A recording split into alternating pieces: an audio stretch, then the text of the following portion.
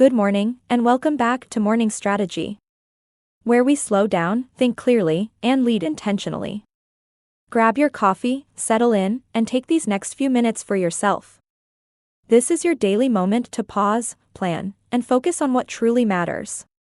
Because successful days start with clarity, this first episode is an invitation to start differently, not by pushing harder, but by looking back with clarity instead of criticism. Today's episode is called Morning Strategy, Reviewing Progress Without Self-Criticism.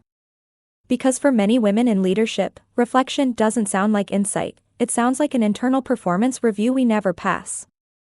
So if you've ever looked at your progress and immediately thought, I should be further by now, or why didn't I handle that better? This conversation is for you.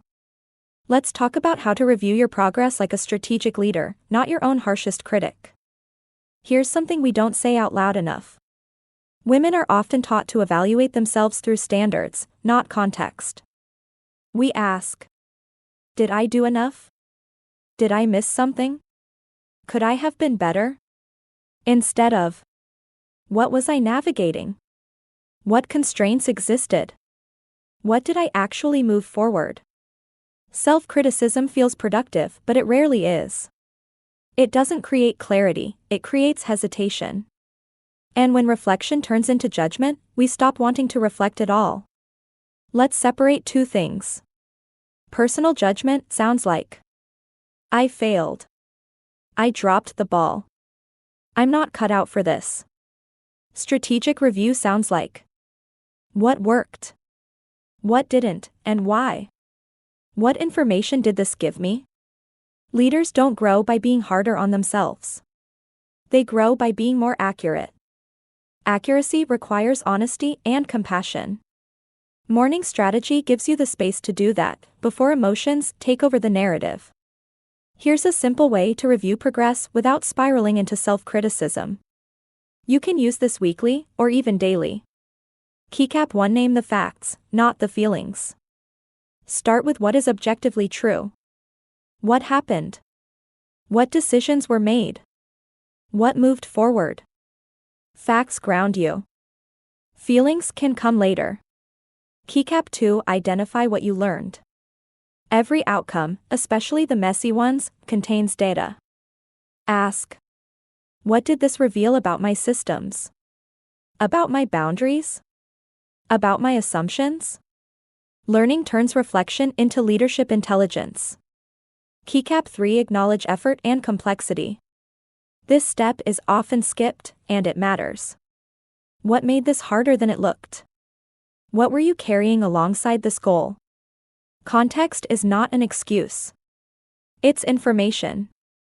Keycap 4. Choose one adjustment, only one. Not a full overhaul. Just one intentional shift. Small adjustments compound faster than self-criticism ever will. Let's be clear, compassion is not lowering standards. It's how you sustain high performance. Leaders who practice self-compassion recover faster from setbacks. Make clearer decisions. Model psychological safety. Stay engaged instead of burned out. If you wouldn't speak to a team member the way you speak to yourself, that's not accountability, that's erosion. Imagine starting your morning review with curiosity instead of criticism. Not, what's wrong with me? But, what is this season teaching me? Keep it short. Keep it honest. Keep it human. 5 quiet minutes of clear reflection can reset your entire leadership posture for the day. As we open Season 4, here's your invitation. Review your progress the way a wise leader would. With clarity, context, and compassion. Because growth doesn't require punishment. It requires presence. If this episode resonated, share it with another woman who's leading, learning, and being harder on herself than she deserves. Thank you for being here, and welcome to Season 4. I'll see you in the next episode.